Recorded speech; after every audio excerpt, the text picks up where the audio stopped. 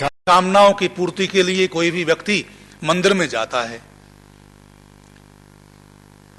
कोई भी विद्यार्थी परीक्षा की तैयारी कर रहा है और भगवान जी के मंदिर में जाकर प्रार्थना करता है कि हे भगवान, मुझे इतने प्रतिशत अंक आ जाएं, मुझे परीक्षा में सर्वोत्तम स्थान प्राप्त हो जाए,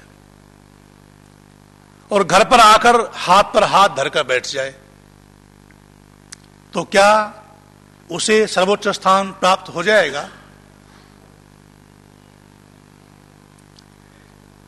जैसे वो विद्यार्थी भी जानता है कि मंदिर में जाकर प्रार्थना मात्र करने से मुझे सर्वोच्च स्थान प्राप्त नहीं होगा, मुझे पुरुषार्थ करना ही पड़ेगा, ठीक उसी प्रकार आप जब भी प्रार्थना करने बैठते हैं तो आप ये मानकर चलिए, प्रार्थना से आपको आत्मबल मिलेगा, उस परमपिता परमात्मा की ओर से प्रेरणा मिलेगी, परंतु उस प्रेरणा के अनुसार पुरुषार्थ तो आपको करना होगा। आप रोगी हैं, आप वैद्य के पास या डॉक्टर के पास जा रहे हैं, डॉक्टर या वैद्य आपको औषधि देंगे, पर साथ साथ आपको पथ्य भी बताएंगे। यदि आप ये कहें कि मैं केवल औषधि लूंगा, पथ्य का पालन नहीं करूंगा, परहेज का पालन नहीं करूंगा, तो आप स्वस्थ नहीं होंगे। एक प्रसंग आता है, आपने सुना भी होगा, किसी व्यक्ति को खांसी हो गई, वैद्य के पास गया, वैद्य ने दवा दी, पर ठीक नहीं हुआ, क्योंकि उसने परहेज का पालन नहीं किया। फिर दूसरे वैद्य के पास गया और कहता है, वैद्य जी, मुझे ऐसी दवा दें जिसमें परहेज न करना पड़े। मैं खट्टी चीजें, दही खाना, इमली आदि की चीजें खाना बंद नहीं कर सकता, जीभ के स्वाद को मैं नहीं छोड़ सकता, दवा मुझे ऐसी दें कि मुझे परहेज न करना पड़े। वैद्य जी दवा दे देते हैं और कहते हैं कि आपको परहेज करने की कोई आवश्यकता नहीं है,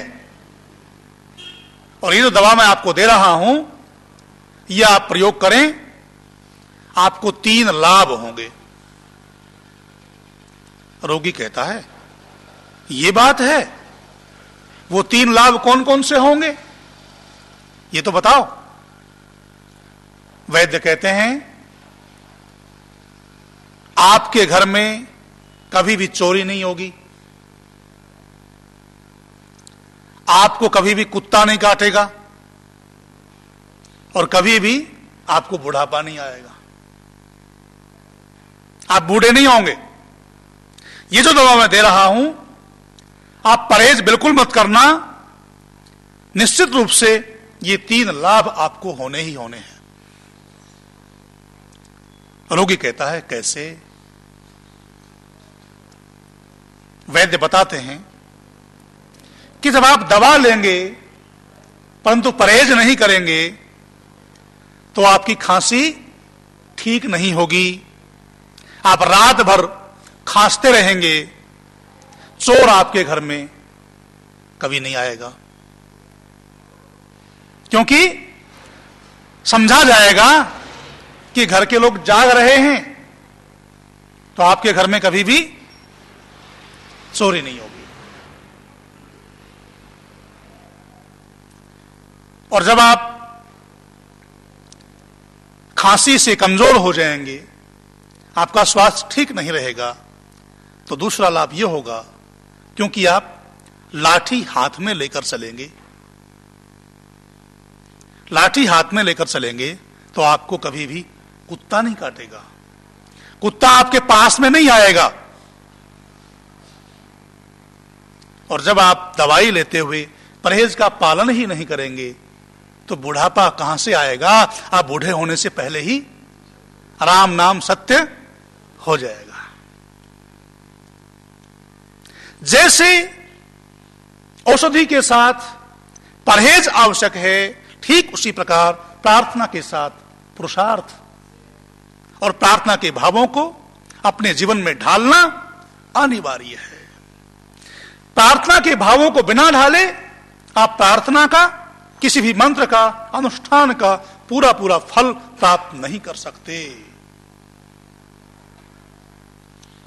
गायत्री मंत्र में शुरुआत होती है ओम से।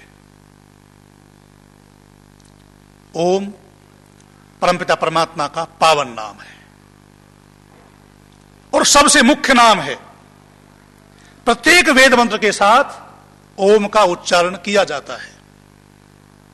केवल ओम का ही उच्चारण किया जाता है, अन्य किसी शब्द का उच्चारण नहीं होता। परमात्मा के अन्य भी नाम हैं, परंतु मुख्य और अपना नाम केवल ओम है। अच्छा, गायत्री मंत्र तो आप सब उच्चारण करते हैं, पाठ भी करते हैं, गायत्री मंत्र से हवन भी करते हैं और जाप भी आप करते ही होंगे। गायत्री मंत्र के साथ कभी राम लगाकर देखना। क्या कहते हैं? राम भूर्भुवः स्वः या गणेश भूर्भुवः स्वः या हरि भूर्भुवः स्वः? नहीं। यद्यपि राम, गणेश, शिव, महेश, ब्रह्मा ये सब नाम भी परमात्मा के हैं, परंतु क्योंकि परमात्मा का अपना और मुख्य नाम ओम है, इसलिए परमपिता परमात्मा की पावन वाणी वेद के मंत्रों के साथ भी परमात्मा का मुख्य और अपने नाम का ही उच्चारण होना चाहिए।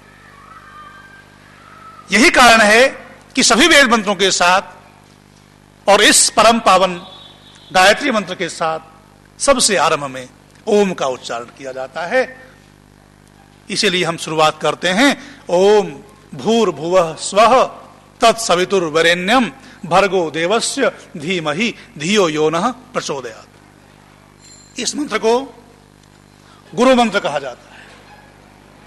जब बालक का उपनयन संस्कार होता है, अर्थात जब बालक विद्या का आरंभ करता है, गुरु के पास जाता है, तो गुरु सबसे पहले इस मंत्र का उपदेश देते हैं। वैदिक संस्कार विधि में यह विधान है कि गुरु अपने पास आने वाले विद्यार्थी को इस मंत्र का उपदेश करे, इस मंत्र से दीक्षित करे। महर्षि दयानंद जी महाराज ने भी संस्कार विधि में, उपनयन संस्कार में इसी मंत्र से दीक्षा देने का विधान किया है और 3 बार इस मंत्र का उच्चारण विद्यार्थी से करवाया जाता है। आदिकाल से ही इस मंत्र को गुरु मंत्र, महामंत्र कहा जाता है।